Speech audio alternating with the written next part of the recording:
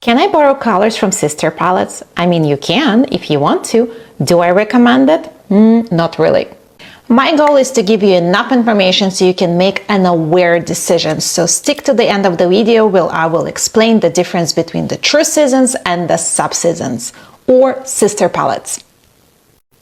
In color analysis system that I use, we have 4 true seasons, and each true season has 3 sub-seasons. So it makes 16 seasons in total. In this video, I'm going to use True Autumn to explain to you the difference between the true season color dimension versus the sub-seasons. True Autumn has 3 sub-seasons: warm autumn, muted autumn, and deep autumn. Just by looking at it, I think the difference between the colors are quite visible.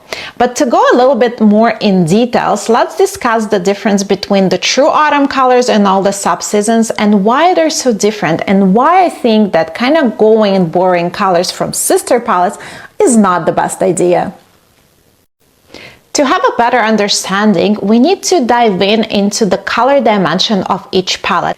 Just look at all these 4 greens, they're completely different. True Autumn green is warm, it's on the darker side, and it's muted. The warm autumn green is way lighter and more bright. Muted autumn is neutral, so the color is kind of stepping away from the warmth into the coolness, and it's more muted and it's way lighter. The deep autumn green is dark. It's also neutral, but the color is like way darker. And also this palette is in between winter and autumn, so the color can be very intense.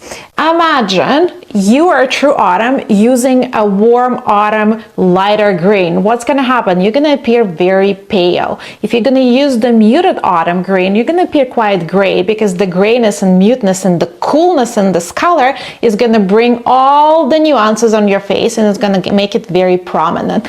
With the deep autumn color, you will appear darker, heavier, and you know what? It's just gonna overpower you a lot. So it's completely your decision to use those colors or not, but I definitely don't recommend cheating with the flow palettes. So I understand that when you're looking at the set of colors, it feels quite limiting. You're like, what is this? It's only 34 colors. I can't kind of squeeze myself into them.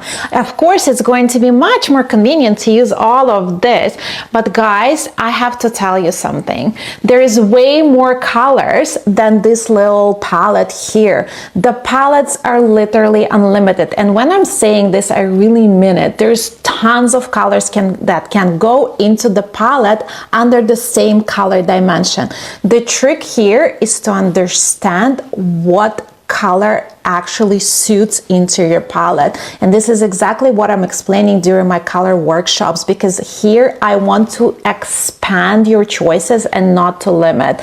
So please come to my workshop. We will talk about dimension of your palette in more depth, so you'll have a better understanding and you don't have to kind of go around and borrow colors from different palettes, because they might not actually suit you. Bye.